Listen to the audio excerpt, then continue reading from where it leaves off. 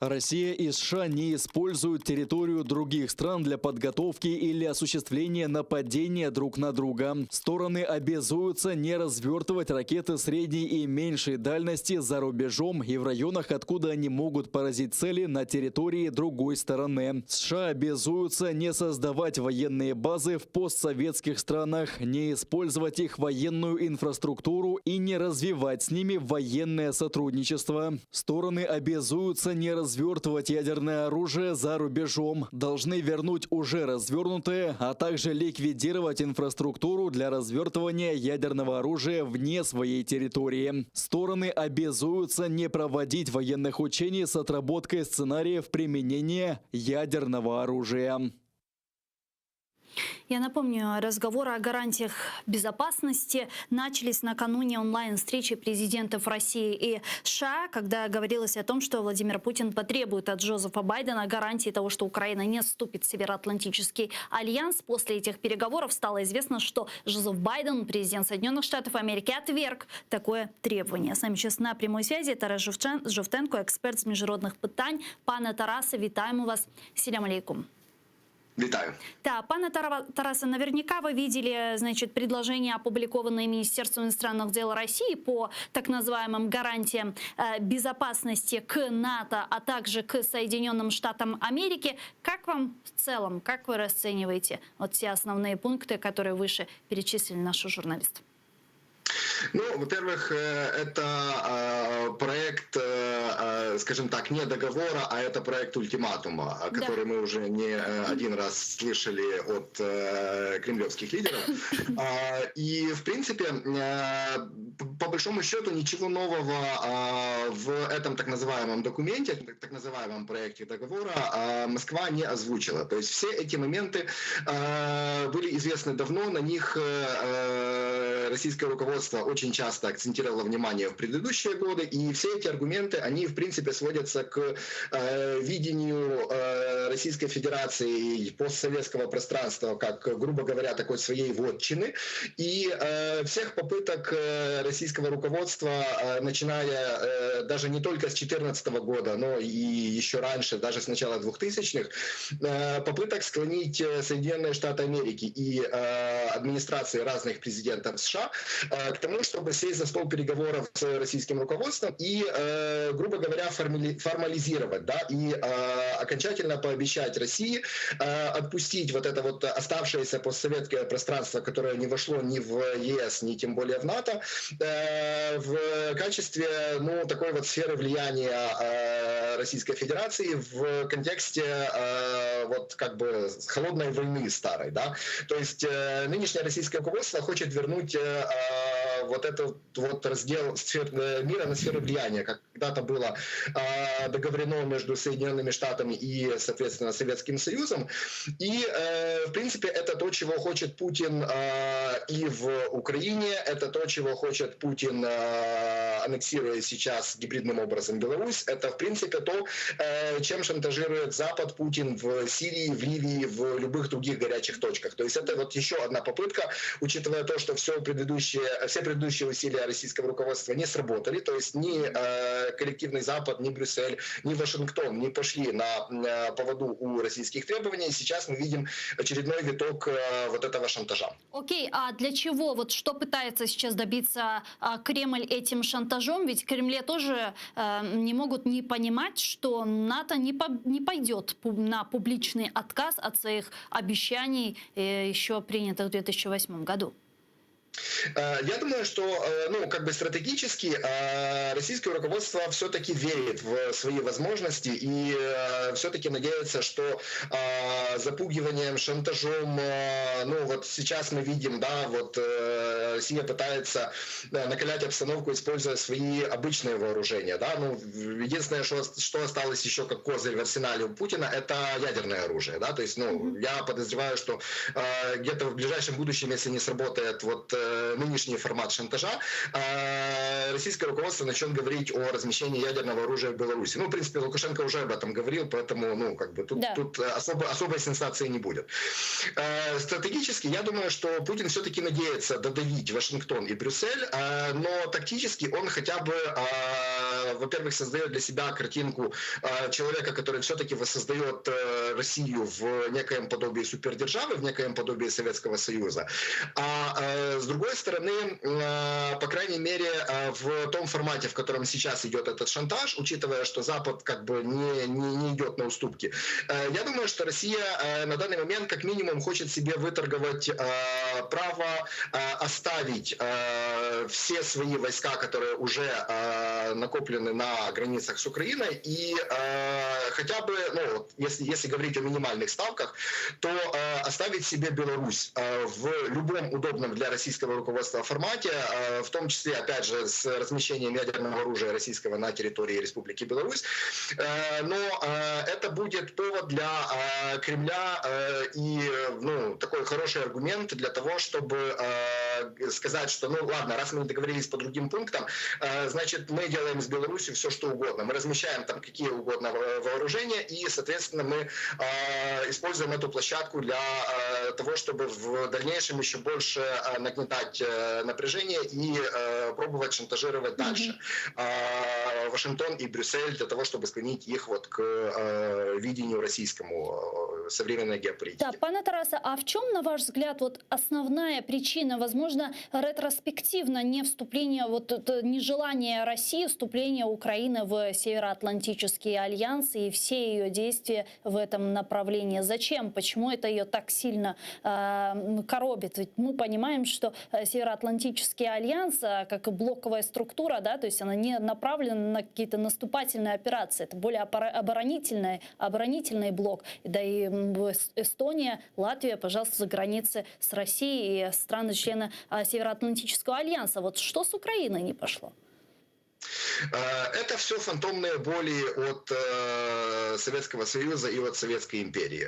Потому что первым ударом репутационным и политическим, который руководство в Кремле в свое время посчитало очень негативным в свой адрес, было вступление, объединение Германии и вступление Объединенной Германии в НАТО, когда распадался вот этот вот еще социалистический блок, Организация Варшавского договора.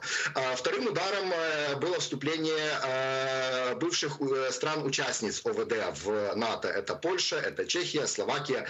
И, соответственно, вступление Прибалтики тоже считалось в Кремле вот такой, как это называется, ползущей аннексией Запада, да, поглощение вот этого постсоветского пространства. Причем, учитывая, что нынешнее российское руководство воспринимает себя в роли вот так называемых собирателей земель, да, и восстановление российской супердержавы как минимум в формате бывшего Советского Союза, ну там где это возможно, по крайней мере.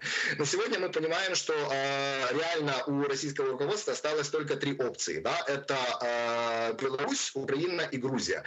Три страны, которые находятся фактически на пороге вступления в НАТО. И с точки зрения российского руководства это продолжение вот этой вот политики поглощения Западом и Соединенными Штатами постсоветского пространства, потому что мы должны понимать, что в голове у Путина и его окружения нету никакой разницы между НАТО и Соединенными Штатами. Для них НАТО — это продолжение США только в другом географическом срезе, да, в другом регионе. Поэтому российское руководство воспринимает все это как угрозу своим планам по восстановлению бывшего Советского Союза. И, соответственно, поэтому мы видим столь поспешное действие на белорусском направлении, фактически поглощение страны Российской Федерации.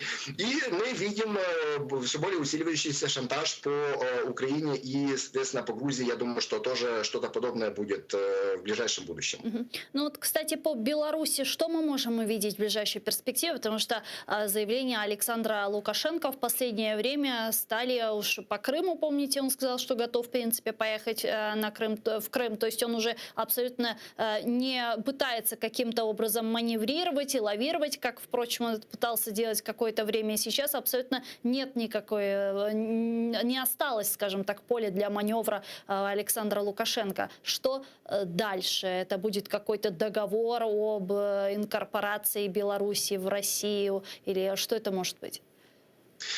Тут все будет зависеть от ситуации в самой Беларуси, от позиции общественной. Да? Вот насколько белорусское общество, ну, скажем так, большинство белорусского общества будет готово принять идею окончательной утраты суверенитета и независимости.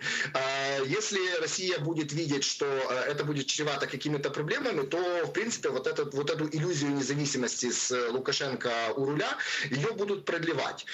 Хотя, мы уже видим, что для России эта иллюзия обходится достаточно дорого, потому что вот недавно Лукашенко попросил еще 3,5 миллиарда дополнительно денег для того, чтобы поддержать себя и свое окружение вот в этой вот нынешней ситуации жестких западных санкций.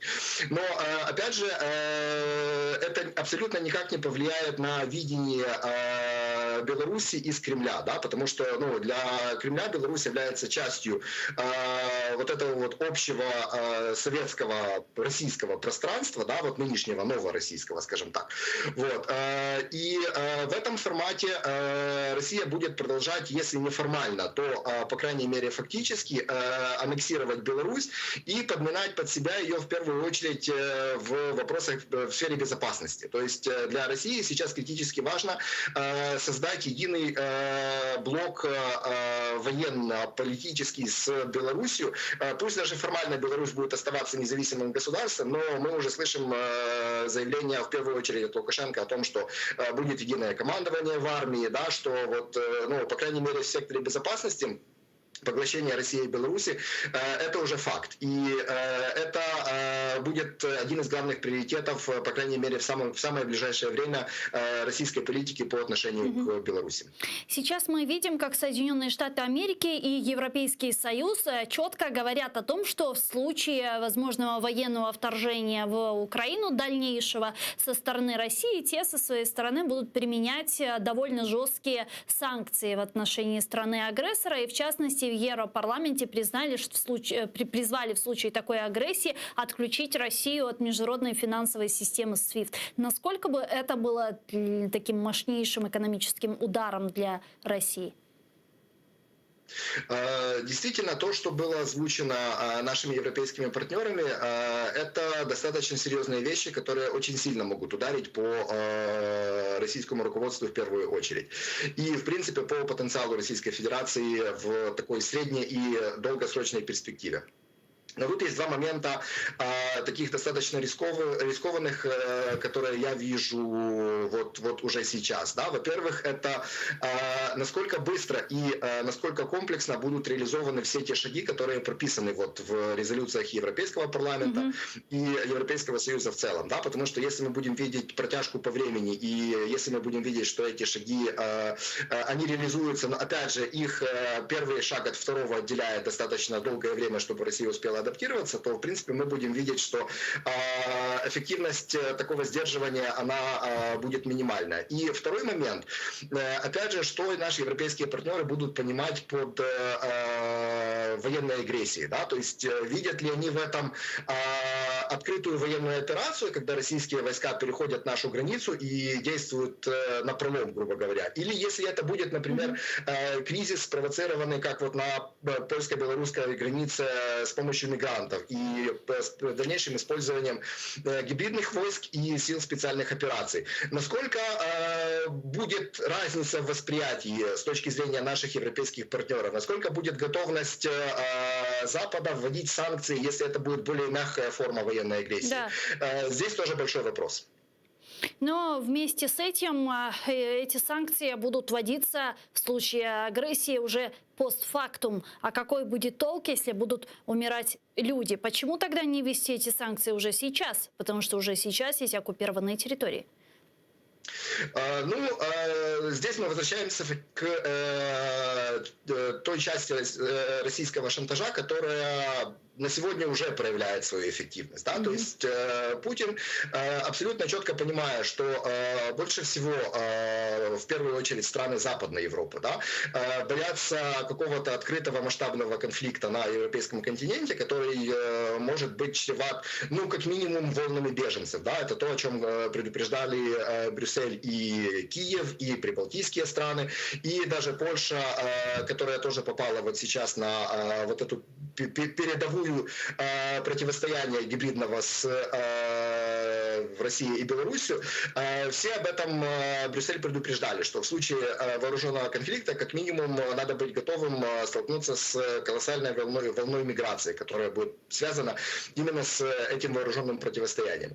И Путин сейчас очень умело играет, во-первых, на страхах европейских перед таким масштабным вооруженным конфликтом, а во-вторых, Путин очень умело пока что использует внутриполитическую конъюнктуру в европейских странах. То есть понимая, что, по крайней мере, на сегодня такие страны, как, например, Германия, да, или нынешний французский президент, склонны договариваться с Россией, учитывая вот эти возможные будущие риски, нынешнее руководство в Кремле максимально использует вот эту готовность договариваться, готовность разговаривать. И, к сожалению, мы видим, что в этом контексте российский шантаж, он достаточно эффективен.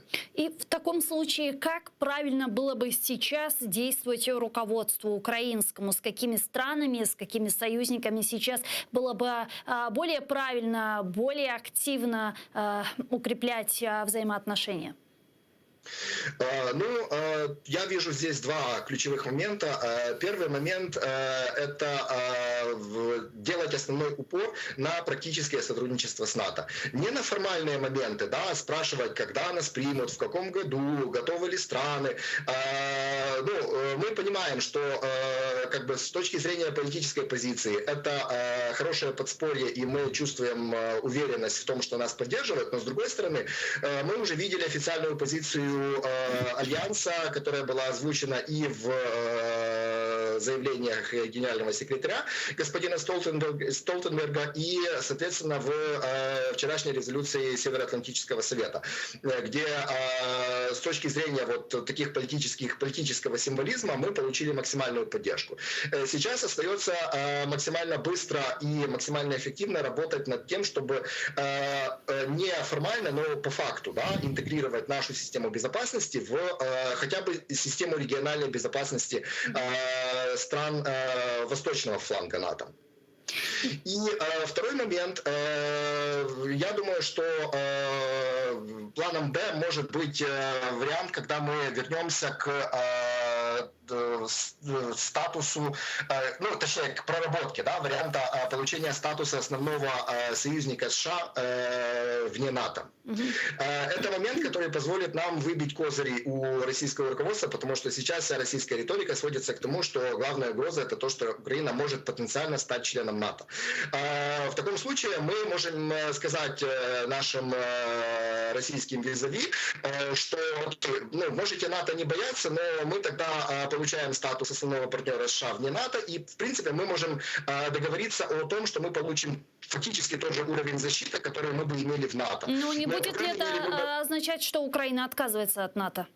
Нет, абсолютно. То есть это ну, однозначно может быть промежуточный этап. Мы можем это аргументировать тем, что учитывая, ну, как бы, что роль Соединенных Штатов в усилении альянса сейчас есть ключевой, и мы сейчас слышим от и американской администрации тезисы о том, что в случае надобности Соединенные Штаты готовы отправить дополнительные войска в Европу и тем более в Восточную Европу.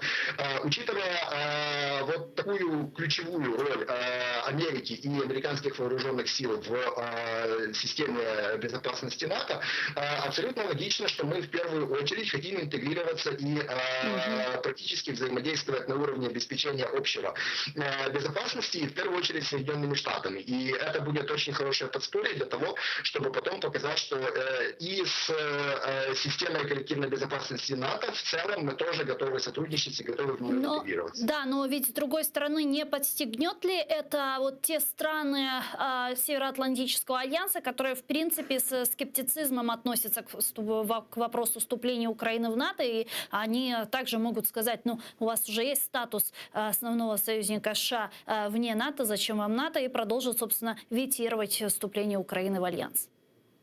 Такое вполне возможно, но у нас будет очень хороший аргумент. Опять же, это сотрудничество с Соединенными Штатами по линии безопасности. И если нам удастся договориться с Вашингтоном, что гарантии, которые мы получим от этого статуса, они практически будут соизмеримы с тем, как работает система безопасности НАТО, это будет один из аргументов нашей готовности к вступлению. Мы будем говорить о том, что, сможем точнее говорить о том, что мы на практике уже эти механизмы отработали, и с ключевым партнером, с ключевой страной, членом Альянса, мы уже на практике эти моменты проработали, то есть как бы нас не надо будет дотягивать до уровня эффективности вооруженных сил, например, или в целом других субъектов сектора безопасности НАТО.